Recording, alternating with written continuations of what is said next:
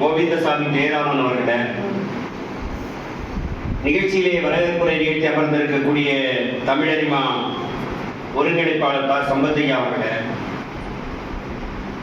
இந்த நிகழ்ச்சியிலே இந்த பயிலரங்கத்தை மிக சிறப்பான ஒரு பயிலரங்கமாக கொண்டு செல்வதற்கு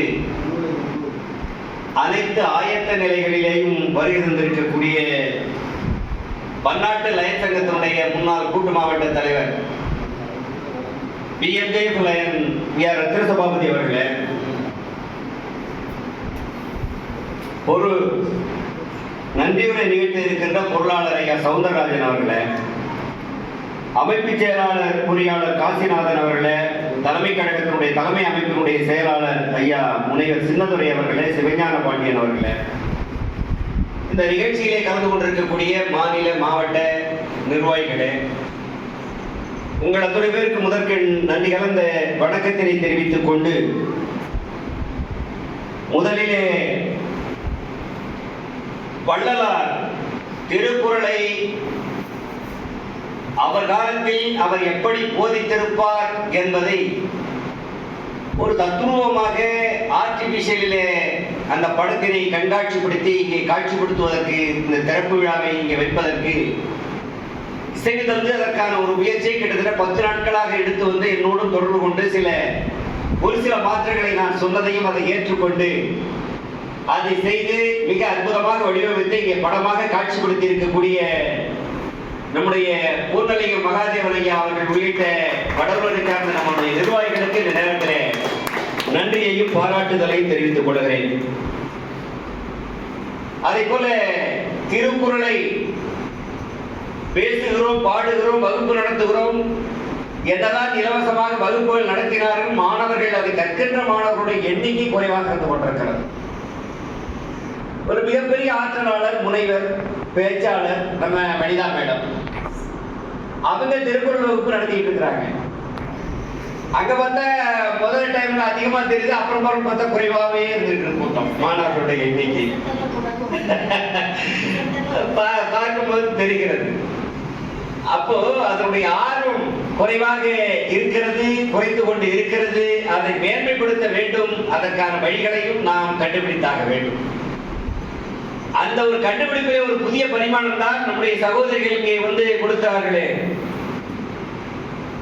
குரல் ஒலிப்பார் மூலமாக குரலை சொல்லி பொருளை சொல்லக்கூடிய அந்த ஒலிப்பாரை இங்கே காண்பித்தார்கள், காட்சிப்படுத்தினார்கள்.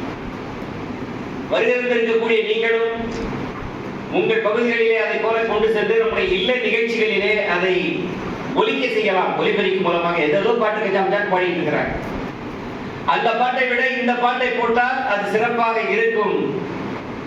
சில நிகழ்வுகளிலே இல்ல நிகழ்வுகளிலே பார்க்கின்ற போது இசையை மட்டுமே போடுவார்கள், பாடலை போட மாட்டார்கள். இந்த குரலை வைத்தால் எல்லா நிகழ்வுகளிலேயும் அது நிறைவாக இருக்கும், சிறப்பாக இருக்கும். எனவே அதை அந்த சகோதரி என்னிடத்திலே ஒரு வாரத்திற்கு முன்பாக அதனுடைய நிறுவனர் இங்கே வரவில்லை, வெளியூரில் இருக்கிறார்கள். தொடர்பு கொண்டு சொன்னார்கள். இது எப்போ சொன்னாங்கன்னு சொன்னா, அயலக தமிழர்கள் நம்ம மாநாட்டிலே நாம் ஒரு ஸ்டால் போட்டிருந்தோம். அங்கே அவங்க வந்தாங்க, அறிமுகமானாங்க. அவங்க வந்து அதை எனக்கு அப்புறம் செய்தியை என்னுடைய புலனத்தில் அனுப்பினார்கள். அதன் பிறகு நான் நம்முடைய அழைப்புகளை அவருக்கு அனுப்பினேன். அப்புறம் அவர் தொடர்பு கொண்டு என்னால் வர இயலாது, என்னுடைய அலுவலக நண்பர்கள் வருவார்கள் என்று சொன்னார்கள், அனுப்புங்கள் என்று சொன்னேன். எனவே அந்த அடிப்படையில் வந்திருக்கிறார்கள். அவர்கள் உங்களிடத்தில் அதை போட்டு காண்பித்திருக்கிறார்கள். விருப்பம் உள்ளவர்கள் வாங்கிக் கொள்ளலாம். விலைதான் சற்று கூடுதலாக இருந்தாலும் திருக்குறளுக்கு விலை இல்லை அல்லவா, காலமும் இல்லை, விலையும் இல்லை. எனவே அதை வாங்கி நாம் பயன்படுத்திக் கொள்ள வேண்டும் என்று இந்த நேரத்திலே கேட்டுக் கொள்கிறேன். அடுத்ததாக இந்த நிகழ்வை பொறுத்தளவிலே வருகின்ற போது இந்த ஞாயிற்றுக்கிழமை வழியிலே உணவு விடுதி இருக்குமா இருக்காதா என்பதற்காக காலை உணவை கொடுக்க வேண்டும் என்று சொல்லி பொதுச் செயலாளரிடத்திலே சொல்லியிருந்தேன். அவர்களும் ஏற்பாடு செய்திருந்தார்கள். ஆனா நம்ம உணவு வர்றதுக்கு முன்னாடி ஐயா ஜெயராமன் பிரான்ஸ்ல இருந்து அவங்க கிட்டையும் பாண்டிச்சேரியில இருந்து இங்க வந்து பார்த்துட்டு ஒருத்தருமே இல்லைன்னா அவங்க சங்கீதாவில் போய் சாப்பிட்டு விட்டாங்க. ஆனால் மதிய உணவாவது எங்களோடு இருந்து உணவருந்த வேண்டும் என்று அன்போடு அவரை கேட்டுக்கொள்கிறேன். எனவே இந்த உணவுக்கும் இந்த மண்டபத்திற்கும் இந்த நிகழ்வுக்கும் மிக சிறப்பாக ஏற்பாடு செய்த நம்முடைய பொதுச் செயலாளர் அவர்களை மீண்டும் ஒரு முறை பாராட்டுவதற்கு கடமைப்பட்டிருக்கிறோம். நம்முடைய ஐயா சின்னதுரை ஐயா அவரே முனைவர் தான். ஆனா அவர் என்னோட சீனியர் இல்லை. எனக்கு முன்னாடியே ஒரு முனைப்பட்ட வாங்கிட்டாரு. அவர் எழுதி படித்து 3 ஆண்டு காலம் 4 ஆண்டு காலம் படித்து படித்து படித்து படித்து எழுதுறார். நான் படிக்காமல் உழைத்து உழைத்து உழைத்து உழைத்து இந்த புலவர் பட்டம் வாங்கியிருக்கிறது தான். அவர் படித்து வாங்கியிருக்கிறார், நான் உழைத்து வாங்கியிருக்கிறேன். அவ்வளவுதான் வித்தியாசம். எனவே அதற்கு எனக்கு வாழ்த்தளித்த உங்கள் அத்துணை பேருக்கு இந்த நேரத்தில் நெஞ்சார்ந்த நன்றியை தெரிவித்துக் கொள்கிறேன். உங்களுடைய ஊக்கமும் அந்த உற்சாகம் தான் என்னை இந்த அளவிற்கு கொண்டு சென்றிருக்கிறது என்பதை பெருமையோடு தெரிவித்துக் கொள்கிறேன். நம்முடைய ஜெயராமையா அவர்கள் சொன்னார்கள், எப்ப பார்த்தாலும் சிரிச்சுக்கிட்டே இருக்கிறாரு, அவருக்கு கஷ்டம் அவரே வெளியில காட்டிக்க மாட்டேங்கிறாருன்னு சொல்லிட்டு. அது நான் பல இடங்களிலே பயிற்சி பட்டதிலே நான் பட்ட அனுபவமும் என்னுடைய வாழ்க்கையில. ஒருத்தர் தான் சொன்னார், சங்கரன் சொல்லிட்டு ஒரு சீனியர் லாயர், திண்டிவனம், நம்முடைய எவருக்கு தெரியும், நம்முடைய பிஆர் ரத்தன சபாபதி அவர்களுக்கு தெரியும். அவர் ஒரு மீட்டிங் போட்டிருந்தாரு ஒரு 4-5 ஆண்டுகளுக்கு முன்பாக. என்ன அவருக்கு தெரியாது. அப்போ நான் அந்த மீட்டிங் திண்டிவனம் போயிருந்தேன். அப்போ நான் அப்படியே சிரிச்சுக்கிட்டே பேசியிருந்தேன். அப்போ அவர்கிட்ட அந்த நான் இந்த தேர்தலில் நின்ன சம்பவங்கள் எல்லாம் அவர்கிட்ட கீழே உட்காந்து பேசிட்டு இருக்கும்போது சொன்னேன், நான் 4 தேர்தல்களிலே நின்று இருக்கிறேன், ஒரு தேர்தலிலே வென்றிருக்கிறேன், 3 தேர்தலிலே வெற்றி வாய்ப்பை இழந்திருக்கிறேன் சொன்னார்.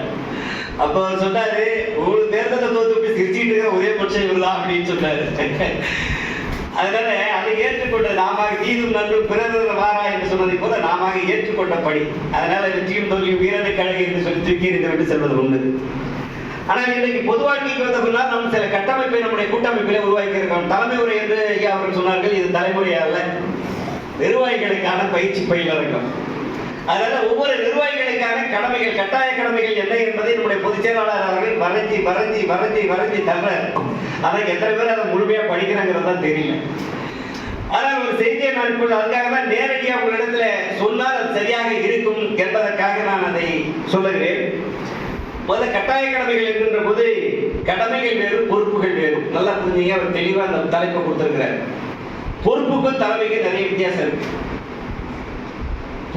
பொறுப்பு என்பது ஒரு பணிக்கு ஒரு பொறுப்பை எடுத்துக்கொண்டோம் என்று சொன்னால் அதை முழுமையாக நிறைவு பெறுகின்ற வரையிலே அதை செய்து முடிக்கக்கூடியவர்கள் தான் ஆட்களாளர்கள், அவர்கள் தான் பொறுப்பாளர்கள். கடமைன்னு சொன்னோம்னா ஏதோ கடமைக்கு வந்தோம், அட்டன் பண்ணோம், கையெழுத்து போட்டோம், வேடிக்கை பார்த்தோம், வெளியில போனோம், இதுதான் கடமை. அதனால பொதுச் செயலாளர் இந்த கட்டாய கடமைகள் என்பதை விட கட்டாய பொறுப்புகள் என்று போட்டால் சரியாக இருக்கும் என்று நான் கருதுகிறேன். சரி, அடுத்த செய்திக்கு வருகிறேன். தலைவருக்கான பணி. தலைவர் தான் நான் தான், எதுக்கு கூட்டமைப்புக்கு. அடுத்தது மாவட்ட தலைவர்கள் இருக்கிறாங்க. தலைவருக்கான பணி இவரே பார்க்க போறாரான்னு சொல்லி, இவரே சொல்ல போறாரான்னு சொல்லி நீங்க நினைக்க வேண்டாம். ஏன்னு சொன்னா, நான் இல்லாவிட்டாலும் எனக்கு பின்னால் ஒரு ஐயா கலவச்சிக்காரர் ஒன்றும் பதட்டப்பட வேணும், ஜாலியா உட்காந்துருக்கு. உங்களுக்கு எத்தனை வழியில போட்டோ எடுக்கணும் எடுத்து எல்லாத்தையும் அனுப்ப சொல்றேன். அடுத்ததாக நம்ம தலைவர்களை பற்றி சொல்ல வேண்டும் என்று சொன்னால், எத்தனையோ மாவட்டங்கள்ல இருந்து, எத்தனையோ நிர்வாகிகள் இருந்து, எத்தனையோ பிரச்சனைகள் தலைவர்கிட்ட வரும். அவர் அதை சொன்னாரு, இவர் இதை சொன்னாரு, அதை மாற்றி மாற்றி தலைவர் சொல்றவரு அவர் தலைவர் அல்ல. எல்லாத்தையும் உள்வாக்கி ஆக வேண்டும். உள்வாக்கிக்கிட்டு அதுக்கு தீர்வை மட்டும்தான் சொல்லணுமே தவிர, உங்களை பத்தி அதை சொன்னாரு, உங்களை பத்தி இதை சொன்னாரு சொன்னா அவர் தலைவராக இருக்க முடியாது. அது சண்டை தான் வரணும் மேல. அது இந்த அமைப்புல நான் பல அமைப்புகளுக்கு தலைவராக இருந்தேன். தொழிற்சங்கத்தில் மாநில அளவிலே தலைவராக இருந்திருக்கிறேன், விவசாய சங்கத்திலே தலைவராக இருந்திருக்கிறேன், இளைஞர் சங்கத்திற்கு தலைவராக இருந்திருக்கிறேன், வேறு வேறு அமைப்புகள் வேறு ஒரு பொறுப்புகள் இருந்திருக்கிறேன். அதனால ஒரு தலைவர் என்பவர் ஒரு கூட்டத்துக்கு வருவாரு. அது சில தலைவர்கள் இருக்காங்க, கூட்டம்லாம் வந்துச்சான்னு தொலைபேசியில் கேட்பாங்க. கூட்டம் நிறைவு விட்டது, அறைக்கும் நிறைவு விட்டதுன்னு சொன்னா ஒரு 2 மணி நேரம் கழிச்சு கூட தாமதமா அந்த நேரத்துக்கு வருவாங்க. அங்க இருந்து அந்த வாசப்படியில வரும்போதே ஏற்றி எல்லாரும் கும்பிடணும். அப்படியே கும்பிட்டுட்டே வருவார், உட்காருவார். அடுத்ததான் அவர் பேச விடணும். சீக்கிரம் மற்றவங்க 5 நிமிஷம் 2 நிமிஷம் பேசி முடியும்னு சொல்லிட்டு துரத்திட்டு அவர் ஒரு 1/2 மணி நேரத்தில் பேசிட்டு உடனே அவர் கிளம்பிடுவார். இந்த கூட்டத்தை பெருகிட்டு செஞ்சிட்டு இருக்காங்க பாருங்க, அவங்க கஷ்டப்பட்டு நல்லா செஞ்சீங்களா செய்யலையான்னு கூட சொல்ல மாட்டாங்க. இப்படிப்பட்ட தலைவர்கள் இருக்கிறாங்க. அப்படிப்பட்ட தலைவர்களாக யாரும் நீங்கள் வந்து விடக்கூடாது. மாவட்ட தலைவர்களுக்கும் அதுதான், மற்ற தலைவர்களுக்கும் அதுதான். பெரியார பார்த்தீங்கன்னா ஒரு நல்ல கருத்து அவர்கிட்ட என்னன்னு சொன்னா, ஒரு நிகழ்ச்சி நடக்குதுன்னு சொன்னா ஒரு 1/2 மணி நேரத்துக்கு முன்னாடி அந்த இடத்துக்கு போயிடுவார். ஏன்னு சொன்னா, அந்த நிகழ்ச்சி அந்த மக்கள் கேட்கிற அளவுக்கு அந்த அரங்கம் இருக்கிறதா, அந்த ஒலிபெருக்கி இருக்கிறதா, மக்களுக்கான இருக்கைகள் இருக்கிறதா, எப்படி இருக்குது என்பதெல்லாம் பார்ப்பார். அவர் பெரிய தலைவர்.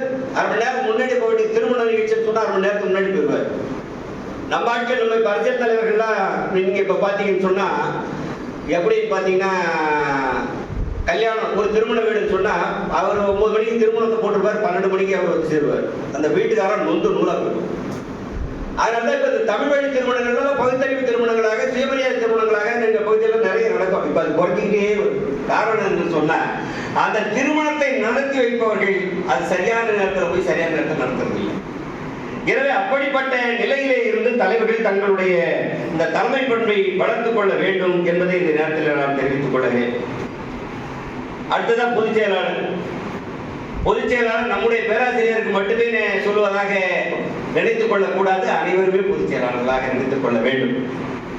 அந்த அடிப்படையில் இந்த கூட்டமைப்பினுடைய எந்த கூட்டமைப்பாக இருந்தாலும் பொதுவாக இந்த பயிலரங்கம் என்பது முதல்ல நீங்க புரிந்து கொள்ள வேண்டியது, இந்த கூட்டமைப்பை நடத்துவதற்கான பயிலரங்கமாக மட்டும் நீங்கள் நினைத்துக் கொள்ளக்கூடாது. உங்கள் வாழ்க்கையிலே உயர்வதற்கான பல்வேறு படிநிலைகளை, பல்வேறு செய்திகளை தரக்கூடிய பயிலரங்கமாக இந்த அரங்கம் அமைய இருக்கிறது. எனவே அந்த அடிப்படையிலே பொதுச் செயலாளர் அனைத்து நிலைகளிலேயும் அனைத்து நிர்வாகிகளிடத்திலேயும் தெளிவான கருத்துக்களை சொல்லி, தெளிவான வழிகாட்டுதலை சொல்லி, தெளிவாக வேலை வாங்கக்கூடிய ஆற்றல் நிறைந்தவர்களாக உருவாக்கி கொள்ள வேண்டும். அது நம்முடைய பேராசிரியர் நிறைய இருக்குது. கொஞ்சம் அதிகமா போயிடுது, அதுதான் சில பேரால அது ஜீரணிக்க முடியல, வேற ஒண்ணு கிடையாது. எனவே எங்க வெளில போயிட்டார் பேராசிரியர். அடுத்ததான் பொருளாதார பொறுத்தளவு எந்த ஒரு இயக்கமாக இருந்தாலும் சொல்லி பொருளாதாரம் இல்லைன்னு சொன்னா அதை வந்து அந்த இயக்கத்தை வழியை கொண்டுட்டு போக முடியாது.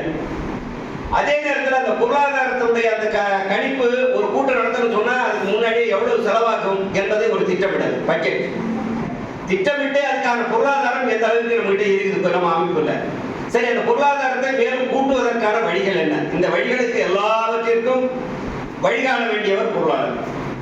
பிறகு அந்த நிகழ்ச்சியை முடித்துவிட்டு அந்த செலவுகளை எல்லாம் முடித்து அடுத்த கூட்டத்தில் அந்த செலவு கணக்கை ஒப்படைக்க வேண்டிய அதுவும் நம்முடைய அந்த கணக்கு பொறுத்தளவிலே ஒரு திறந்த வெளி கணக்காக இருக்க வேண்டும் என்பதும் எல்லாம் வங்கியிலே செலுத்தி வங்கி மூலமாக வரவு செலவு வைக்க வேண்டும் என்பதும் பொருளாதாரனுடைய வழி. அது மட்டுமல்ல, நம்முடைய கூட்டமைப்பிலே வாழ்நாள் உறுப்பினர் என்று நான் ஒரு திட்டத்தை சேர்த்திருக்கிறோம். அந்த வாழ்நாள் உறுப்பினரை கூடுதலாக மிகைப்படுத்தி நாம் சேர்க்க வேண்டும். இந்த பணியையும் நம்முடைய பொருளாளர் சேர்த்துக் கொண்டு மாதம் நம்முடைய கூட்டமைப்பிலே எவ்வளவு நிதி இருக்கிறது, அதை எப்படி செலவழிக்க வேண்டும், அடுத்த நிகழ்வுக்கு நாம் கூட்டம் நடத்துவதற்கு என்ன செலவழிக்க வேண்டும் என்பதை பற்றியெல்லாம் ஆய்வு செய்து, அதுதான் நம்ம அடிக்கடி புலக கூட்டம் போறதே அதுதான் காரணம். அடிக்கடி இந்த கூட்டத்தை போட்டால் நம்முடைய நிதிநிலை என்ன இருக்கு, அடுத்த அலுவலகத்துக்கு வாடகை, அங்கு பணியாற்றக்கூடியவருக்கு சம்பளம் கொடுக்கணும், இதை இல்லாமல் பொது நிகழ்ச்சி பயிலாளர்கள் நடத்துறோம், அடுத்ததாக வேறு நிகழ்ச்சிகள் நடத்த இருக்கிறது, அந்த நிகழ்ச்சிகளுக்கு எப்படி நடத்த வேண்டும் என்பதை பற்றியான ஒரு செய்திகளை நாம் அதுக்கான பொருளாதாரத்தை தயார் பண்ண வேண்டியது நம்முடைய தயார் பண்ணதுன்னா அவர் வீட்டில இருந்து கொடுக்கணும் என்பது அல்ல, மற்றவர்களிடத்தில் எப்படி இந்த பொருளாதாரத்தை நம்முடைய கூட்டமைப்பிற்கு கூட்ட வேண்டும், பெருக்க வேண்டும் என்பதற்கான ஒரு திட்டமிடலை அவர்கள் வழிகாட்ட வேண்டும், அதை சொல்ல வேண்டும், அதை செயல்படுத்த வேண்டும். இதுதான் பொருளாதாரத்துடைய நிலை. இதுல இப்ப அடுத்த இந்த நிகழ்ச்சி பயிலாளர் வச்சுட்டோம், இது தலைமைக்கு அமைப்பு வச்சிருக்கு. அடுத்ததாக 8ஆம் தேதி மகளிர் தின நிகழ்ச்சி, அது வந்து எல்லா மாவட்டங்களிலேயும்